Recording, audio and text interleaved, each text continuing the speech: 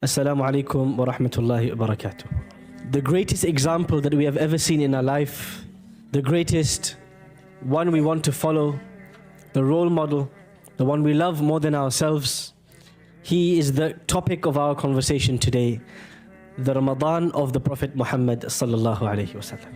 When the Prophet Muhammad sallallahu alaihi wasallam's Ramadan is mentioned, there are some activities, some qualities mentioned about the Prophet sallallahu alaihi wasallam.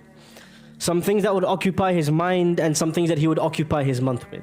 And some things are just unsaid. They're not even described. And let's talk about those things first. What did the Prophet ﷺ eat in Ramadan? What food did he consume? Because for you and me, as the month draws near, that is the first thing on our mind. Because for many of us, Ramadan is the month of feasting, not the month of fasting. It's not the month of i'tikaf, it's the month of itikaf. And so for many of us, in many cultures, Ramadan, when Ramadan comes, there are special food dishes that are reserved for Ramadan. Special fried objects, special fritters, special sweet dishes only for Ramadan.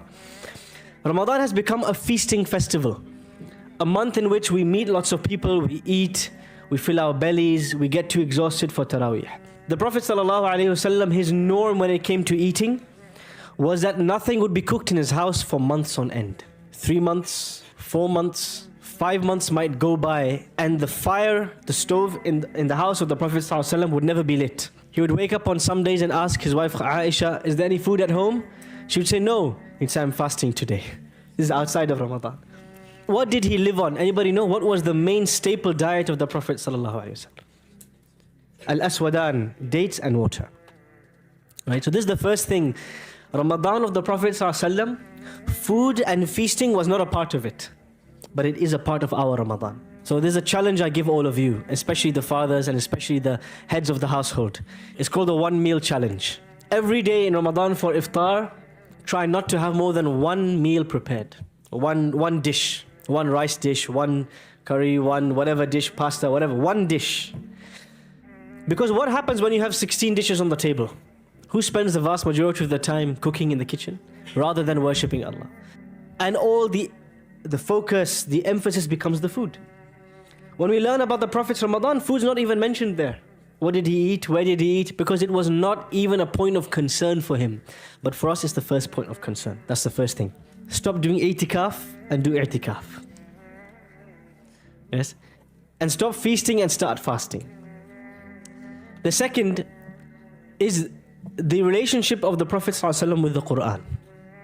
In the hadith of Ibn Abbas in Sahih al-Bukhari, he says, كان رسول الله صلى الله عليه وسلم أجود الناس.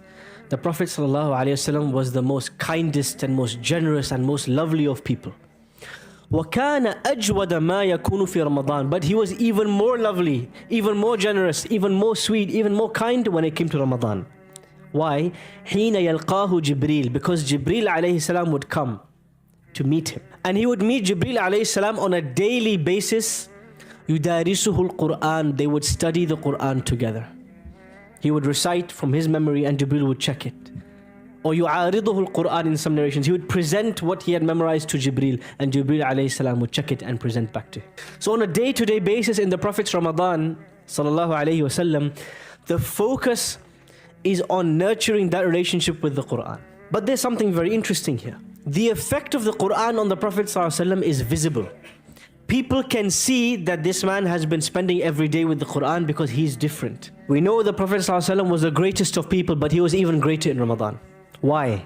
Because of the impact the Quran would have on his heart. The Quran would enhance his generosity. The Quran would increase his kindness. The Quran would increase his sincerity. So you and me, every day we open the Quran to read our juz of Quran. We treat it like a chore. We treat it like a ritual. We want to get rid of the pages, get to the end of the pages. And if you ask a colleague at work, a non-Muslim colleague at work, do you see any difference in Abdul Rahman this month? Do you see any difference in Muhammad, in Fatima, Maryam this month? Or are they the same as they are outside the month of Ramadan? You know what they'll say? Actually, yeah, there's a big difference this month. Muhammad is more irritated. Muhammad has a short temper. Fatima has Snapchat me 3 times today. And when I say, what's up? They say, well, I'm fasting. So fasting becomes the excuse for us to become worse in our character. become more harsh, more short-tempered, more quick to answer back, more quick to slay and cut people. But the Prophet ﷺ, his closeness to the Quran in Ramadan, it had a visible impact. People could see the difference on him. And the way they described the difference in him, they said his generosity, his kindness in Ramadan was like the pleasant breeze. You know, when a wind, of course in this country we don't have pleasant breeze, we only have rainstorms, mashallah. But for those who have experienced it, a gentle wind, when it passes, when on a hot day, and you feel, coolness, you feel the leaves ruffling, you hear the chirping of the birds. Everybody loves the breeze, the gentle wind on a hot day.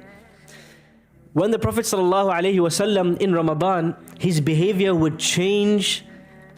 Ibn Abbas says it was like the pleasant wind that would pass by. Everyone would be touched by it. You know, if the wind passes by here, it will touch all of us, right? We'll all feel the wind on our skin, on our surfaces. When the Prophet ﷺ had a daily connection with the Quran and his Quran teacher Jibreel alayhi salam, it had a difference in every moment of his life, and it touched everyone around him. You and me, this Ramadan. A non-Muslim should be able to tell the difference in you and me this Ramadan. They should be able to tell, I don't know what's got into him or her, but this person has started to behave extremely patiently, extremely kindly, so punctual, so generous, so soft-spoken, so pleasant to be around, like the pleasant breeze. Someone who's a non-Muslim should be able to tell. That is the Sunnah, that is the Ramadan our Prophet ﷺ lived. That people could not tell he was fasting because he was agitated and angry and irritated. They could tell that daily he is taking from the light of the Quran, and that light is spreading everywhere in his behavior.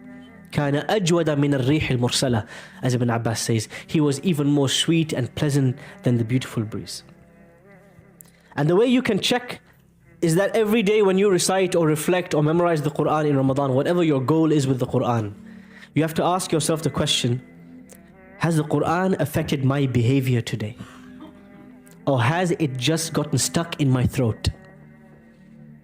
The Prophet ﷺ, when he was criticizing some people, he says, يَقْرَؤُونَ الْقُرْآنَ لَا يُجَاوِزُ تَرَاقِيَهُم.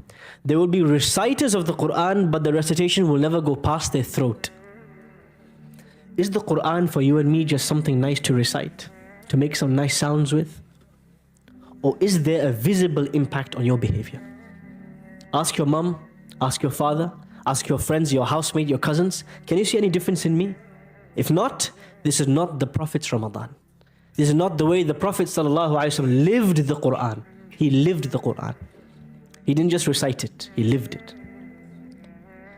Even if that slows down your recitation, even if that slows down your progress in reading the Quran, if it impacts your life in a way that everybody can see, you are now living the Quran as the Prophet ﷺ lived the Quran. The third part. So I said number one, fasting, not feasting. I'tikaf, not itikaf. MashaAllah, that's good. Good memories. Number two, the Quran should have such a visible impact on you. Everybody should be able to tell, this guy is reading the Quran, man. Look at him. Look at how he talks to his neighbor. Look at how he serves his family. Look at how he talks to his kids. MashaAllah, look at this person. Look at the way they're in the masjid. People should be able to tell the Quran is changing you, is transforming you. Otherwise, our relationship with the Quran is superficial. It's surface level. And the Prophet ﷺ, the man we describe, the greatest man to walk this earth, he complained about people like that. وقال الرسول يا رب إن قوم اتخذوا هذا القرآن مهجورا.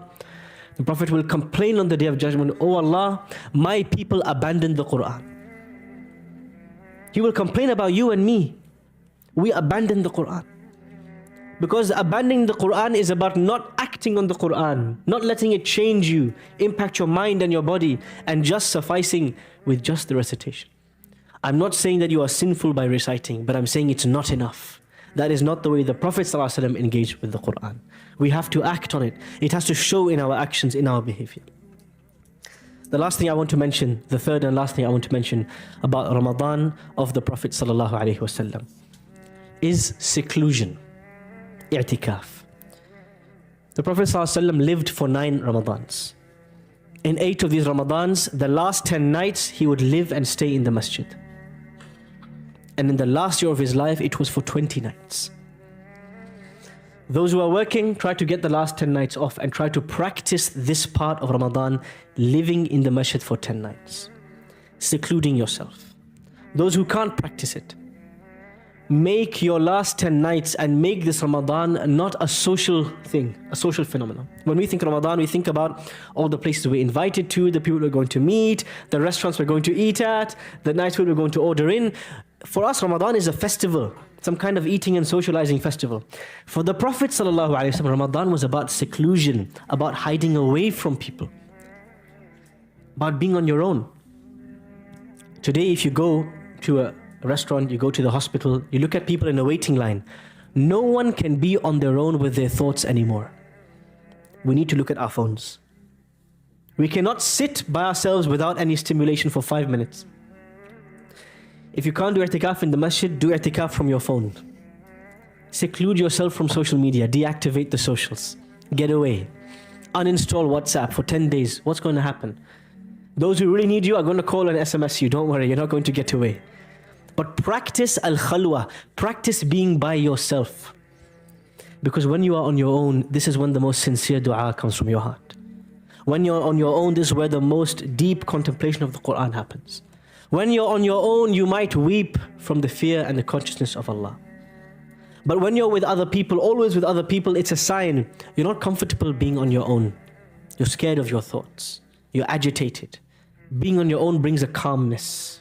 Imagine 10 days and nights in the masjid, secluded from everybody else, just you and your Quran and your prayer mat. Practice that from day one, not just the last 10. Practice a bit of seclusion every day, 1 hour where you are in your corner, away from the eyes, away from the people. It's just you and Allah subhanahu wa ta'ala.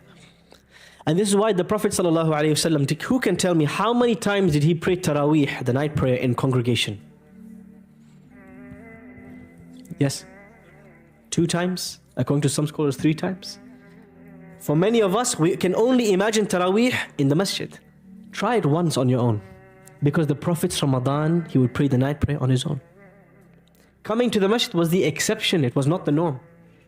Try it on your own, in the corner of your house, in the darkness, and you will hear your own sobs out of the fear of Allah and the connection with Allah.